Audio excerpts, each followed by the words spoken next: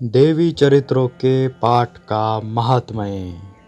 देवी देवताओं से बोली, जो मधुकैटभ का नाश, महिषासुर का वध तथा शुंभ निशुंभ के संहार का प्रसंग का पाठ करेंगे तथा अष्टमी, चतुर्दशी और नवमी को भी जो एकाग्रचित्त हो भक्ति पूर्वक मेरे उत्तम महात्म्य का श्रवण करेंगे, उन्हें कोई पाप नहीं छू सकेगा।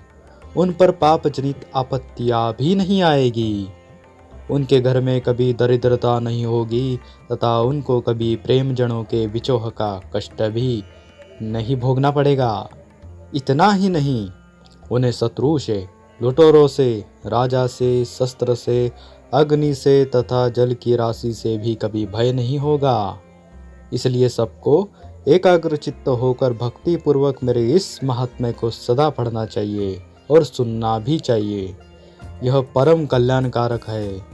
मेरा महात्म्य महामारी जनित समस्त उपद्रवों तथा आध्यात्मिक आदि तीनों प्रकार के उत्पातों को शांत करने वाला है। मेरे जिस मंदिर में प्रतिदिन विधि पूर्वक मेरे इस महात्म्य का पाठ किया जाता है, उस स्थान को मैं कभी नहीं छोड़ती।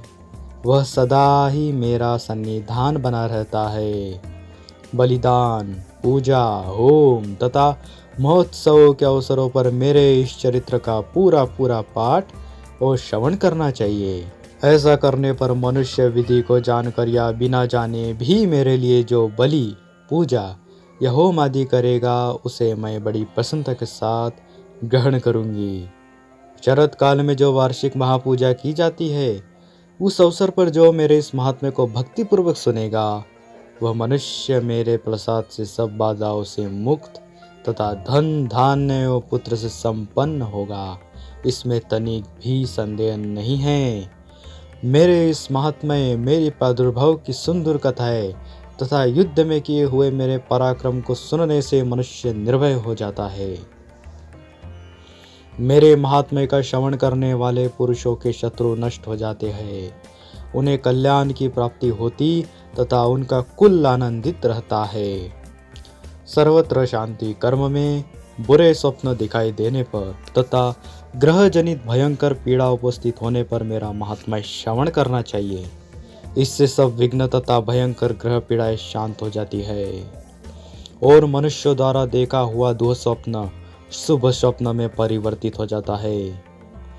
बाल ग्रहों से आक्रांत हुए बालकों के लिए यह महात्म्य शांतिकारक है तथा मनुष्य के संगठन में फूट होने पर यह अच्छी प्रकार मित्रता कराने वाला होता है। यह महात्म्य समस्त दुराचारियों के बल का नाश करने वाला है। इसके पाठ मात्र से राक्षसों, भूतों और पिशाचों का नाश हो जाता है। मेरा यह सब महात्म्य मेरे सामीप्य की प्राप्ति कराने वाला है।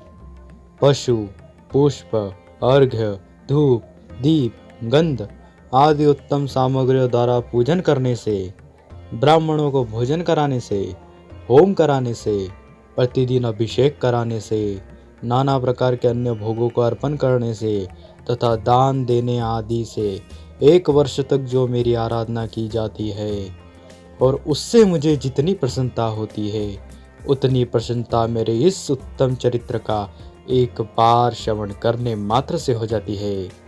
यह महात्म्य श्रवण करने पर पापों को हर लेता है और आरोग्य प्रदान करता है। मेरे प्रादुर्भाव का कीर्तन समस्त भूतों से रक्षा करता है तथा मेरा युद्ध विषयक चरित्र दुष्ट दैत्यों का संहार करने वाला है। इसके श्रवण करने पर मनुष्य को शत्रु का भय नहीं रहता। देवताओं, तुमने और ब्रह्मर्षियों ने जो मेरी स्तुति की है तथा ब्रह्मा जी ने जो स्तुतियाँ की है, वे सभी कल्याणमयी बुद्धि प्रदान करती है।